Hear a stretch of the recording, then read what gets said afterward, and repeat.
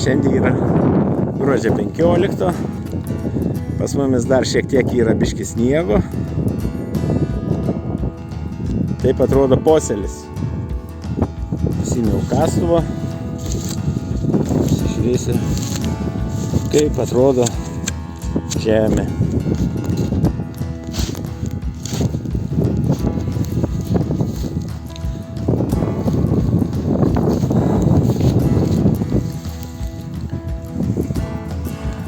Ridikas jau va minkštas. Ridikas, matosi, jisai sušalęs.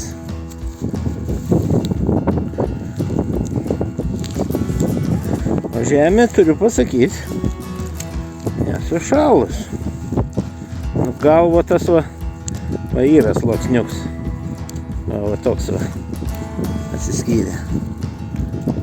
Šitas va pašalas, bet su kastuvu aš jį nesunkiai persmeigiau.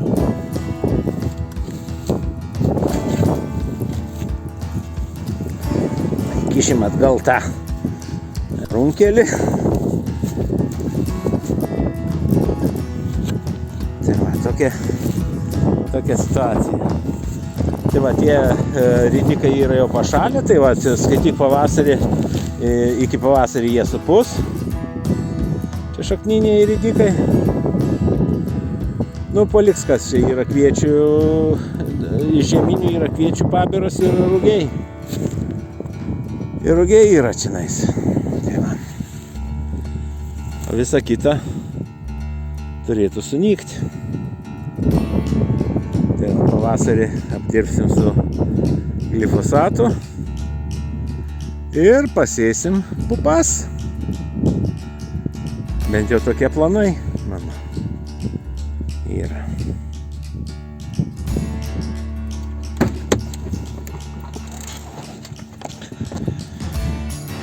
Nu, štai šitaip atrodo kviečiai.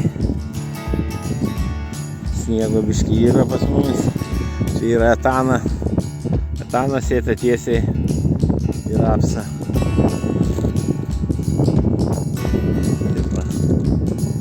Oda, laukas.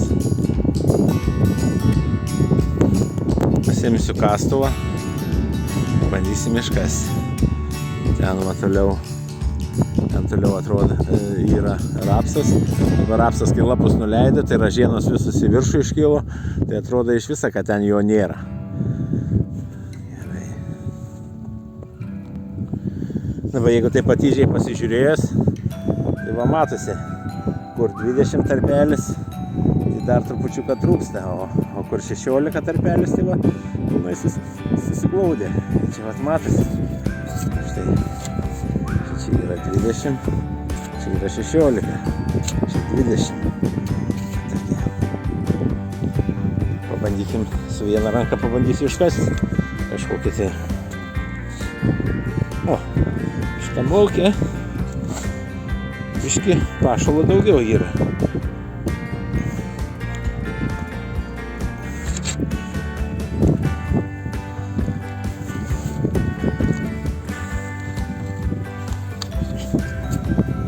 Kaip gražiai matosi.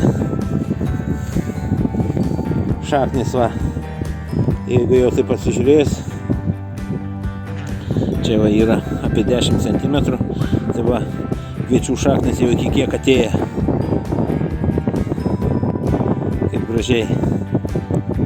Nu, čia sušalė. Nėra ko ten nelysti. O kviečiai tai va tokias dabar būklės nuėję žiemoti. Braukit sniegus.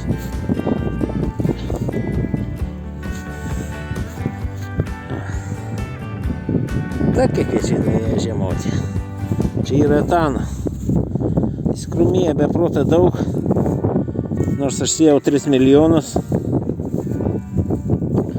bet čia, kaip sakoma, šepšelis yra.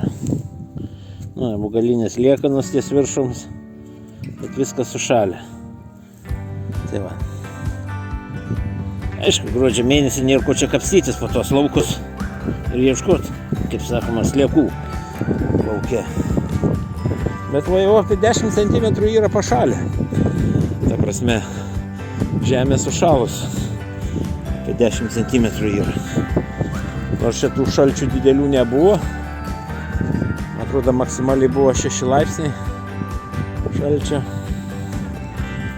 Bet jau jaučiasi, su savo fiskaru įkasu žemę. Tai va, ir tai yra gerai, kad biški šiek tiek pašalo, aišku, sustabdė kviečius, nebevegetuoja. Pernai iki pat naujų metų nebuvo pašalę. Pas mumis ten gruodžio, aš nebeatsimenu, gruodžio 29, kada aš ten, mano buvo filmuota, tada buvo tik tai šerkšnas užsidėjęs ant kviečių, o pašalo iš viso nebuvo. O šiemet gruodžio 15, yra gruodžio 15, o šiek tiek jau pašalo yra. Tai tas šiek tiek džiugina. Tik tai šiemet, pavyzdžiui, palyginus yra,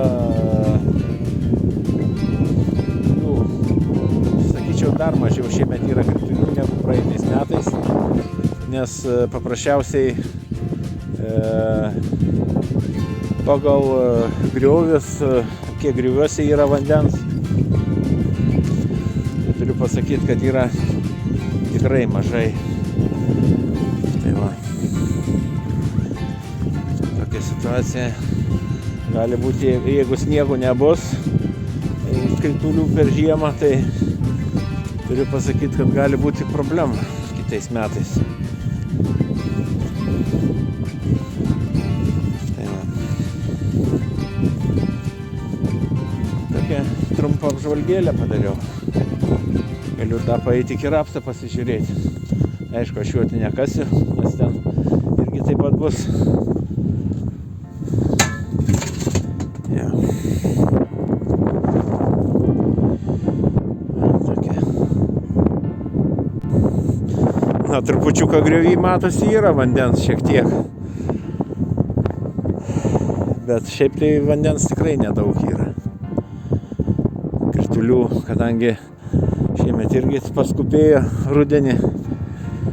Jų buvo, bet labai nedaug. Na štai rapsas čia yra butterfly'us. Jisai trupučiuką mažesnis buvo šiek tiek. Ir jisai iš principo nuėjo žiemot. Štai va.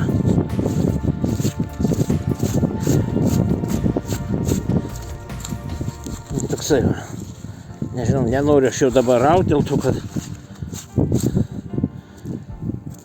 jisai pašalęs. Tai va, toksai. O taip kaip pasižiūri, dabar sniegas prispaudė, tai atrodo vienos ražienos, nėra iš viso to rapso, atrodo, kad nebūtų.